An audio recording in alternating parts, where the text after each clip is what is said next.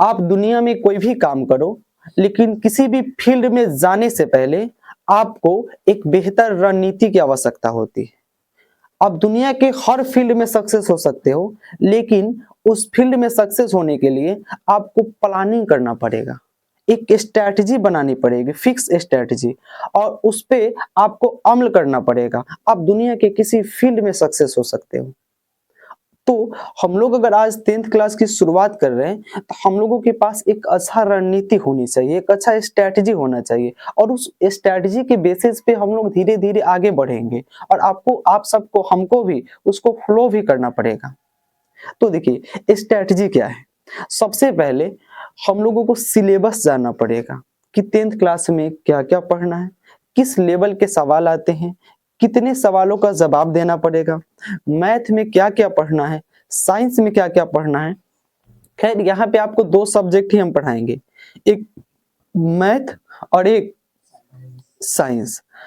तो मैथ पढ़ाएंगे और साइंस पढ़ाएंगे, लेकिन साइंस के भी 3 पार्ट हैं, फिजिक्स, केमिस्ट्री और बायोलॉजी, लेकिन आज हम लोग बात करेंगे सिर्फ मैथ का।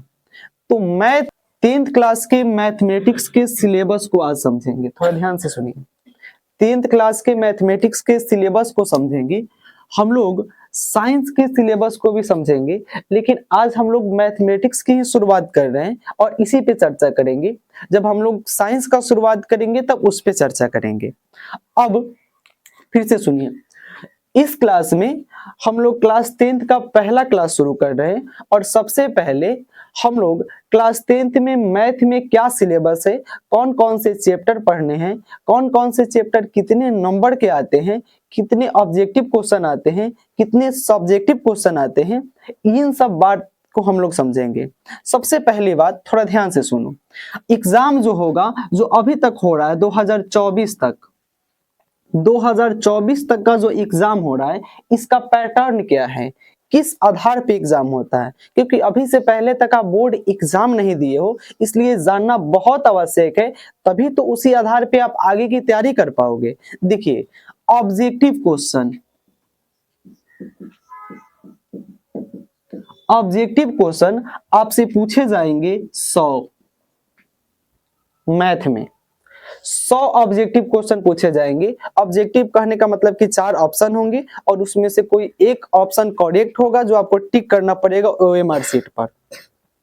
ये 100 पूछे जाएंगे, लेकिन 100 का आंसर नहीं करना होता है, आपको मात्र इसमें से आंसर किसी 50 को करना होता है। देखिए 100 क्वेश्चन होंगे, लेकिन 100 का जवाब नहीं देना है, आपको किसी 50 को जवाब देना है, लेकिन 1 नंबर, 2 नंबर, 3, 4, 5 इसी तरह से 100 तक होगा। अब 100 तक में तुम चुन चुन के, जैसे मान लो कि 1 नंबर है, 2 नंबर है, 3 नंबर है, 4 नंबर है, 5, मानो कि तुम 1 नंबर क्वेश्चन पढ़े और इसका आंसर समझ में आ गया कि बी नंबर होगा, तो आप लिखो। 2 नंबर पढ़े, 3 नंबर पढ़े, 4 नंबर पढ़े, आपको नहीं बुझा रहे कि इसका आंसर क्या होगा, छोड़ दीजिए। अब 5 नंबर पढ़ो। इसी तरह से 100 में से चुन करके कोई कितना का जवाब देना पड़ेगा, 50 का। इसको ऑब्जेक्टिव क्वेश्चन कहते हैं। ये एक का 1 नंबर मिलेगा, अगर आप 1 सही करोगे तो कितना नंबर, 1 नंबर, और अगर आप 50 सही कर दोगे 100 में से तो कितना नंबर मिलेगा, 50। एग्जाम होगा मैथ का 100 नंबर का, 100 नंबर का ऑब्जेक्टिव पूछा जाएगा 100 और आपको आंसर करना पड़ेगा 50। तो बहुत अच्छा यहाँ पर अपॉर्चुनिटी आप सभी को मिलता है कि 100 में से जौन हमको 50 आएगा उसी 50 को आंसर करेंगे। तो ऑब्जेक्टिव में अगर आज से आप ठीक से पढ़ेंगे तो 50 में से 50 सही कर लेंगे, इसमें से 50 में से 50 नंबर मिल जाता है, 50 में से 50 नंबर आपको मिल जाएंगे अगर आज से मेरे बात को फॉलो करोगे तो, क्योंकि 100 में से कोई 50 का ही जवाब देना है आपको। मानो कि आपको 20 गो नहीं आ रहा है, 30 गो नहीं आ रहा है, 50 भी नहीं आ रहा है तो भी कोई बात नहीं है, आपको कितना का जवाब देना है, 50 का। तो ये बड़ा इंपॉर्टेंट चीज हो गया आपके लिए ऑब्जेक्टिव। देखिए मैथमेटिक्स के बारे में एक बात और समझिए जो आपके लिए आवश्यक है, हम लोग सबसे ज्यादा पढ़ते हैं मैथ, सबसे ज्यादा फेल होते हैं बच्चे मैथ में, और सबसे ज्यादा नंबर भी आते हैं मैथ में। मैथ एक ऐसा सब्जेक्ट है जिसमें 100 में 100 आ सकता है, 99 आ सकता है, 98 आ सकता है, और सबसे ज्यादा बच्चे फेल भी किस सब्जेक्ट में होते हैं, मैथ में। तो मैथ अगर आपको गबड़ा गया बात समझ रहे हो? नहीं समझ पा रहे हो, क्लास छोड़ दिए या कुछ क्वेश्चन छोड़ दिए या आप उसमें इंटरेस्ट नहीं ले रहे हो, तो आप फेल भी कर सकते हो और 100 में 100 भी ला सकते हो। ये आप पे डिपेंड करता है, आपके साथ साथ हम पे भी। देखिए शॉर्ट क्वेश्चन पूछे जाएंगे 30 एग्जाम में, और इस 30 में से कोई 15 का आंसर करना होगा आपको, जो 15 आ रहा है। 1 2 3 4 5 नहीं आ रहा तो छोड़ दीजिए, 5 6 7 आ रहा है तो तीनों को लाइन से बना सकते हो। सिर्फ नंबर लिखना होता है कि आप कितना नंबर को बना रहे हैं एग्जाम में। तो 30 क्वेश्चन पूछे जाएंगे और ये 2 नंबर वाले होते हैं, और 2 नंबर के हिसाब से कितने नंबर के होंगे? 30 नंबर के।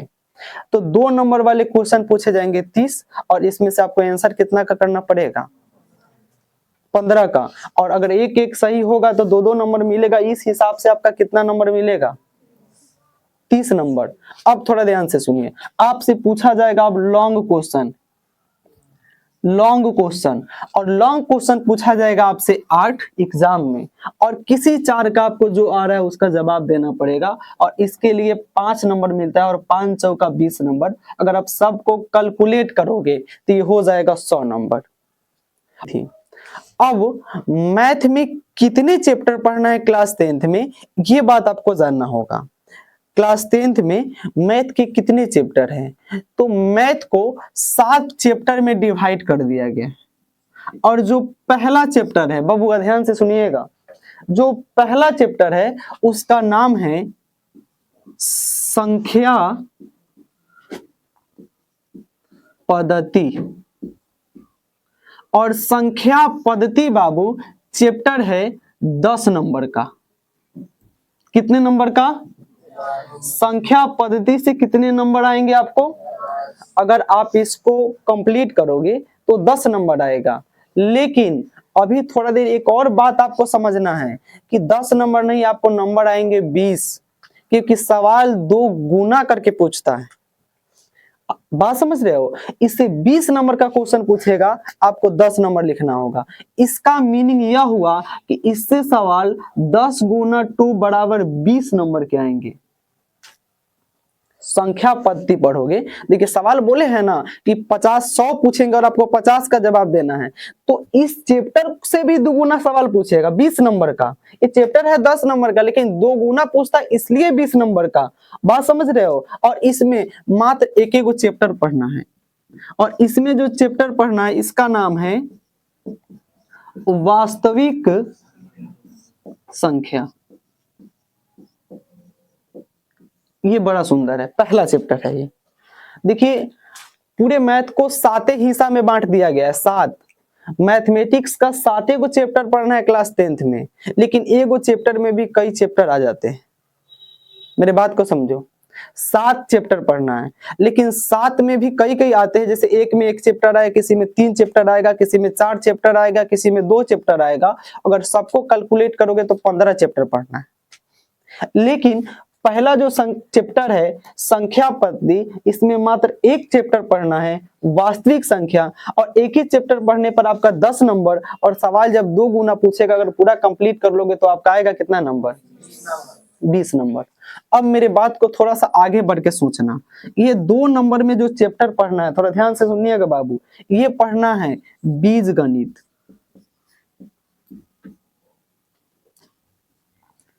बीजगणित पढ़ना है हम लोगों को, और बीजगणित बाबू ये जो है ये 20 नंबर का है।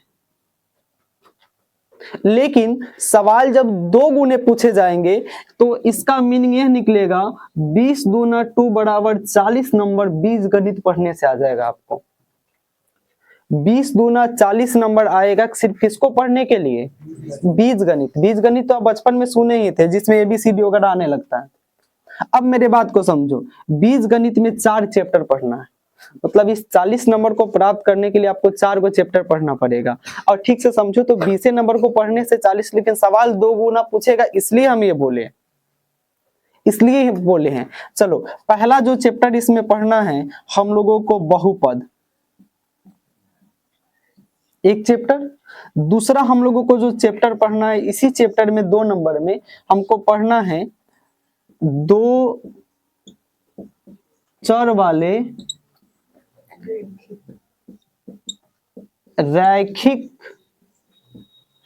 रैखिक समीकरण, दो चर वाले रैखिक समीकरण। और 3 नंबर में इसी में हम लोगों को जो चैप्टर पढ़ना है बाबू, ये पढ़ना है द्विघात समीकरण। और चौथा जो चैप्टर पढ़ना है, ये पढ़ना है समांतर श्रेणी।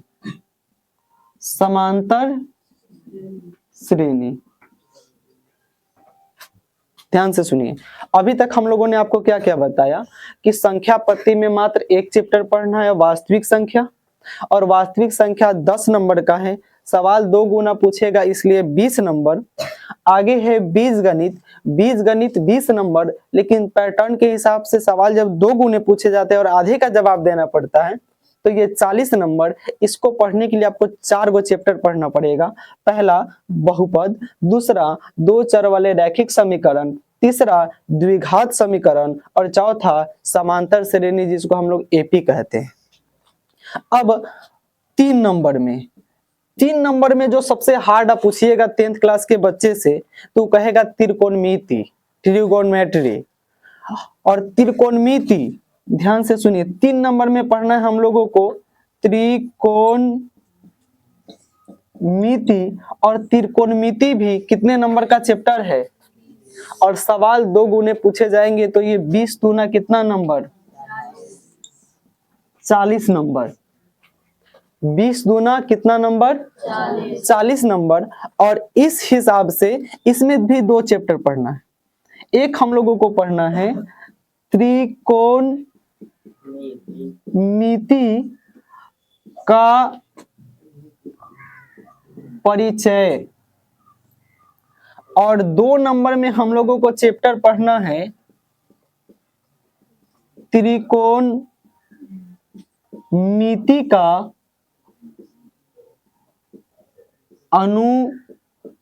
अनुप्रयोग। और अभी तो बहुत सारा हिस्सा बाकी है, पहले आप इसको नोट कर लीजिए, फिर हम लोग थोड़ा सा आगे बढ़े। 3 हिस्सा तक हम लोग देख लिए थे। चौथा हिस्सा में हम लोगों को जो पढ़ना है ये है नियामक ज्योमिति।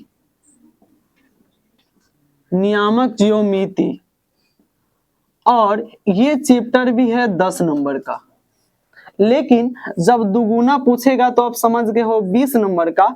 और इसमें मात्र एक ही चैप्टर पढ़ना है और इस चैप्टर का नाम है निर्देशांक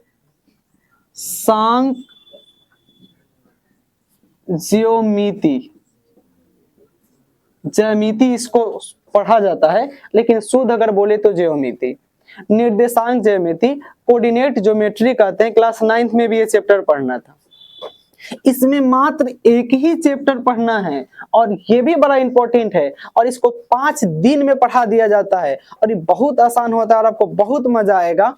ये 20 नंबर का बहुत आसान है, जो थोड़ा सा कमजोर विद्यार्थी उन सब के लिए ये सब बहुत अच्छा चैप्टर हो जाता है। फिर 5 नंबर में जो चैप्टर अब आते हैं, ये चैप्टर है बाबू क्षेत्रमिति। और क्षेत्रमिति से पहले एक और चैप्टर है जो आपको समझ लेना चाहिए, सर, ज्योमिति।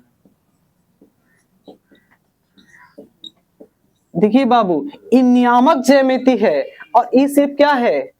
ज्यामिति। और ज्यामिति जो है ये 20 नंबर का, और इसको ठीक से समझे तो 40 नंबर का। लेकिन इसमें हम लोगों को 3 चैप्टर पढ़ना है।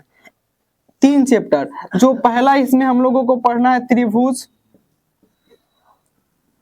और दूसरा जो इसमें हम लोगों को पढ़ना है ये पढ़ना है वृत्त, और तीसरा हम लोगों को पढ़ना है इसमें रचना। नहीं, 3 गो लिखे, 3 है, त्रिभुज है, वृत्त है और रचना है। अब इसके बाद आता है 6 नंबर, और 6 नंबर में थोड़ा ध्यान से सुनिए, ये है क्षेत्रमिति। और क्षेत्रमिति में हम लोगों को 2 चैप्टर पढ़ना है। क्षेत्रमिति में हम लोगों को 2 चैप्टर पढ़ना है। इसका जो पहला चैप्टर है ये पहला चैप्टर, ये है वृत्त से संबंधित क्षेत्रफल, और 2 नंबर में इसी में आ जाता है पृष्ठीय क्षेत्रफल और आयतन। और ये बताए हैं कि ये भी कितने नंबर का चैप्टर है, और 20 दूना 40 नंबर, 20 दूना 40 नंबर। देखिए हम लोगों को नियमांक ज्यामिति पढ़ना है, इसमें एक ही चैप्टर है निर्देशांक ज्यामिति जो कि 20 नंबर का है। फिर ज्योमिति हम लोगों को पढ़ना है जिसमें 3 चैप्टर है, त्रिभुज, वृत्त और रचना। इस सब मिला के 20 नंबर, और 2 गुना होगा तो 40। नहीं बोलिए आप। ये क्षेत्रमिति ये 20 नंबर का, और जब इसको हम लोग 2 गुना करेंगे तो ये 40 नंबर का होगा। इसमें 2 चैप्टर पढ़ना है, वृत्त से संबंधित क्षेत्रफल और एक पृष्ठीय क्षेत्रफल और आयतन। एक जो 7वां चैप्टर है जिसको हम लोग कहाँ लिखे, 7वां चैप्टर को यहाँ पे लिख देते हैं। 7वां चैप्टर जो है इसका नाम है सांख्यिकी,